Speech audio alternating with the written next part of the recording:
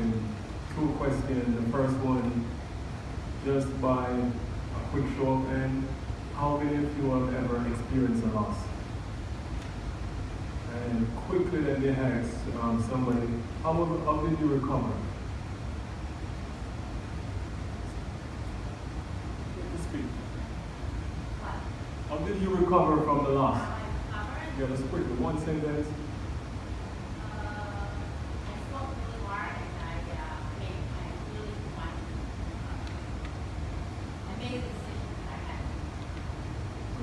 Anyone else? Was it overall, was it a good experience? Was it enjoying? Was something you enjoyed? I figured that much. So, losing is by no means exciting, but it happens. Ask any professional athlete, for example, Usain Bolt, if he had ever lost a competition, and you get a resounding yes.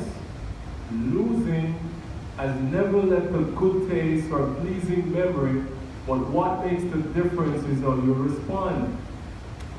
Not because you've lost, that doesn't mean you are a loser. Not because you failed, that doesn't mean you are a failure. I believe it was Zig Ziglar who told us to look at failure as an event and then as someone you know. I could stop there, but let me continue. Solomon, in the book of Proverbs, explained to us that a righteous man will fall multiple times. But he didn't stop there. In fact, he said if you are an ethical person, you will recover. And the way to recover from a loss is to first get out. If you are suffering from a loss, do not give up or give in. Assess what went wrong and be prepared to go at it again. Prepare yourself to go at it again. Here's the approach the great army general David took when he lost at Ziklag and his people threatened to kill him. He had about 400 warriors around him, and they went out to fight a battle. And after they returned home, they figured that all their houses were burned down, and all their families, their livestock were gone. So David was in a very uncomfortable spot because everyone around him wanted to kill him. So he had every reason to give up or to run away, but what did he do? He came to himself, he encourages himself, and he sought divine counsel. After he sought divine counsel, he received instructions to return to reclaim what he had lost. Well, you might say that's a very old example, but let's look at a more modern approach through the lens of R. Kelly. I like the approach R. Kelly takes when he loses.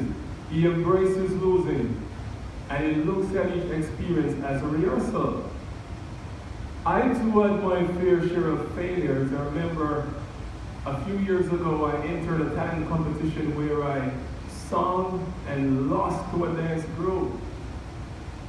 That wasn't a good experience, but what I learned is that I had to look at that moment as a rehearsal, and I kept on practicing on my voice like a skilled physician.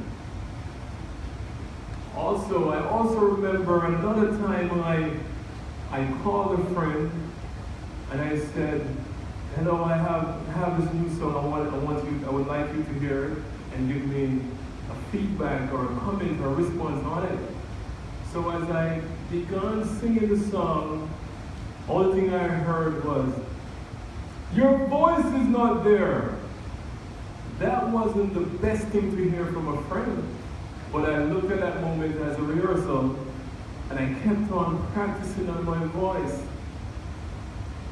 Another time, the opportunity presents itself for me to perform for him, and before I could finish the song, I heard, your voice is there.